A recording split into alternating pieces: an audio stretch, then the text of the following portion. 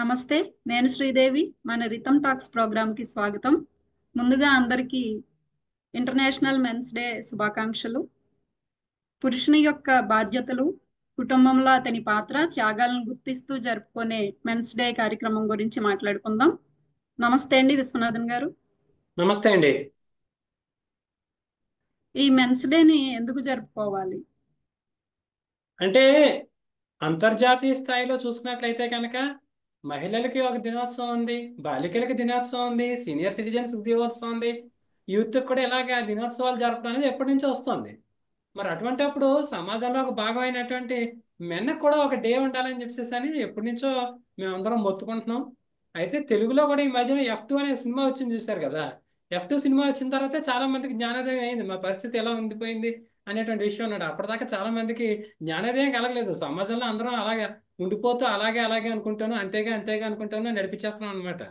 అయితే దీని మీద మన ఇండియన్ సొసైటీలో చూసుకున్నట్లయితే కనుక ఇప్పుడిప్పుడే చేంజెస్ అవుతున్నాయి. ఒకప్పుడు చూసుకున్నట్లయితే కనుక మెన్ యొక్క రోల్ బాగా డామినేటింగ్ గా ఉండేది ఫ్యామిలీలో. తండ్రి లేనట్లయితే భర్త ఏదైతే శిలాశాసనం నా మాట శాసనం అన్నట్లుగా పరిస్థితి ఉండేది. కానీ తర్వాత కాలంలో చూసుకున్నట్లయితే ఆ ఆధునిక కాలంలో చదువులు అలాగే ఉద్యోగాలు అన్ని సమాన స్థాయికి వచ్చిన తర్వాత పురుషులు మహిళలు ఇద్దరు కూడా సమానంగా ఉండడం అనేది జరుగుతూ వస్తుంది. అటువంటప్పుడు కొన్ని కొన్ని హౌసెస్ లో కానీ కొన్ని కొన్ని వ్యవస్థల్లో కానీ మెన్ అనేటువంటిది అప్రెషన్ గురవుతున్నారు లేదా సప్రెషన్ గురవుతున్నారు అనేటువంటి మాట కూడా వినిపిస్తుంది. సో ఈ నేపథ్యంలో ఏమవుతుంది అన్నట్లయితే కనుక రెండు వైపులా చూసుకున్నట్లయితే కనుక పురుషులకు కూడా ఒక రోజు ఉంటే బాగుంటది, ఆ రోజుని సెలబ్రేట్ చేసుకుంటే బాగుంటది అనేటువంటి డిమాండ్ పెద్ద ఎత్తున వినిపిస్తుంది శ్రీదేవి గారు. అందుచేత మాకు కూడా ఒకసారి ఛాన్స్ ఇచ్చినట్లయితే ఇలాంటి డే ఒకటి జరుపుకోవడం, ఆ రకంగా మా యొక్క బాధల్ని వేదనల్ని అన్నిటిని కూడా పంచుకోవడం అన్ని చేసుకోవడం అనేటువంటిది జరుగుతుందేమో చూద్దామండి.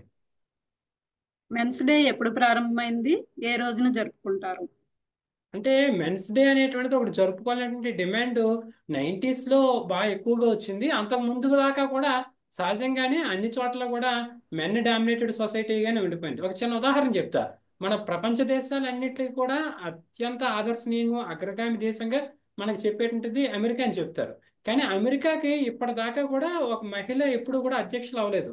ఎంతసేపు మెన్నే అధ్యక్షులు అవుతూ వచ్చారనమాట. తర్వాత పెద్ద దేశంగా చైనాకి చెప్తారు, చైనాలోనే అదే పరిస్థితి ఉంది.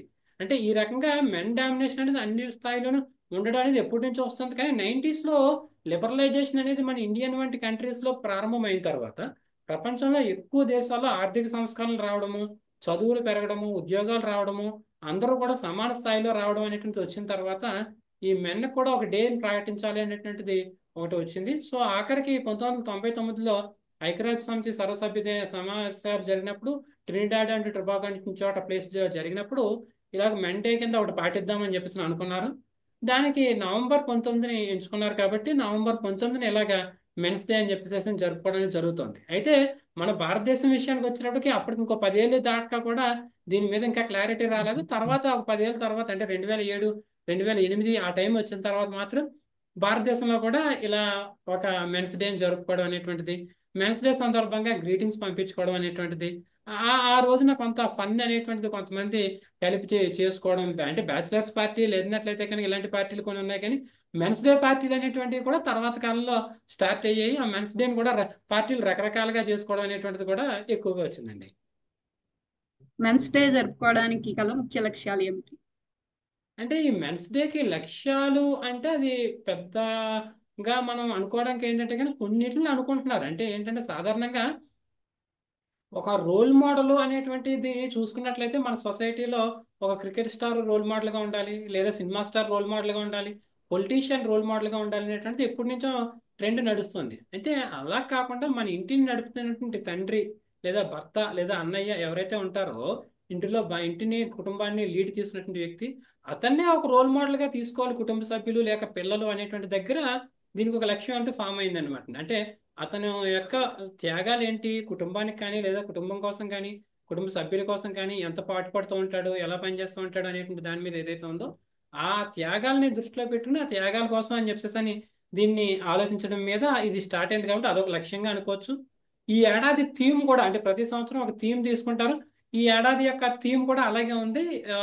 రోల్ మోడల్ గా క్రికెట్ స్టార్లు, సూపర్ స్టార్లు, సినిమా స్టార్లే కాకుండా ఇంట్లో ఉండేటువంటి కుటుంబ సభ్యుడిని రోల్ మోడల్ గా తీసుకోండి అనేటువంటి థీమ్ ఈ సంవత్సరం అనేటువంటి తీసుకోవడం జరిగింది. ఇది కాకుండా ఇంకా కొన్ని లక్ష్యాలు కూడా అని చెప్తూ ఉంటారు. అంటే ఎలాగంటే కనుక మహిళలకి ఎలా అయితే ఆరోగ్యపరమైనటువంటి అవేర్నెస్ కల్పించడము, వారికి వచ్చేటువంటి ఆ సమస్యల పట్ల స్పందించడం అనేటువంటి జరగాలని ఎలా అయితే కోరుకుంటున్నారో, అలాగే పురుషుల్లో కూడా భావోద్వేగాలు అధికంగా ఉంటాయి. అలాగే ఆరోగ్యపరాన్ని పక్కన పెట్టేసేసి కుటుంబం కోసం అదే పనిగా పనిచేస్తూ ఉంటాడు కాబట్టి కుటుంబం గురించి కాకుండా ఆరోగ్యం గురించి, భావోద్వేగాల గురించి పట్టించుకోవాలి అనేటువంటి అంశం మీద అవగాహన కల్పించడం అనేది ఒక లక్ష్యంగా చెప్తూ ఉంటారు.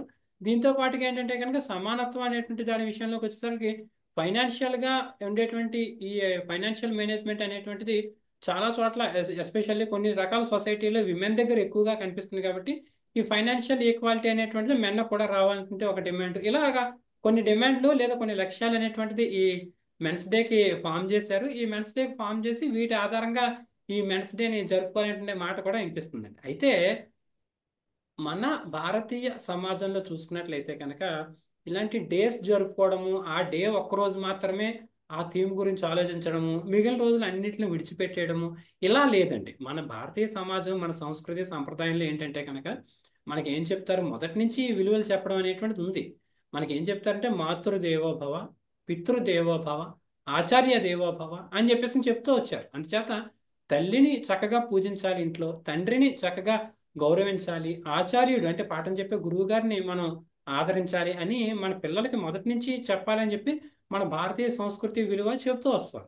అయితే రాను రాను దీన్ని పక్కన పెట్టేసి మనం మోడర్న్ ఎడ్యుకేషన్ అంటూ పేరుతోటి మెకాలే చదువులకు అలవాటు పడిపోయాం కాబట్టి ఈ మెకాలే చదువుల్లో తల్లికి తండ్రిని పట్టించుకోవడం అనేటువంటిది పెద్దగా లేకపోవడము, గురువులను కూడా హేళన చేయడము, ఫన్ చేయడము అనేటువంటిది ఎక్కువైపోయినటువంటి తరుణంలో వీటిని గుర్తు చేయడం కోసం అని చెప్పేసి అని వీటిని పాటించాల్సి వస్తుంది.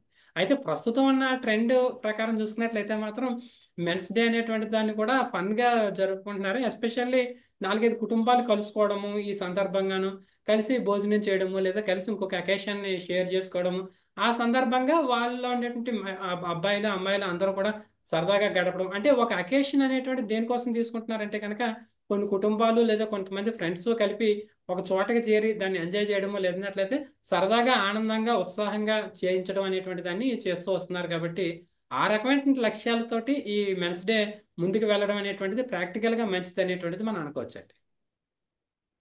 నమస్తే అండి, చాలా మంచి విషయాలు తెలుసుకున్నామండి. నమస్తే అండి. నమస్తే అండి, థ్యాంక్ యూ అండి.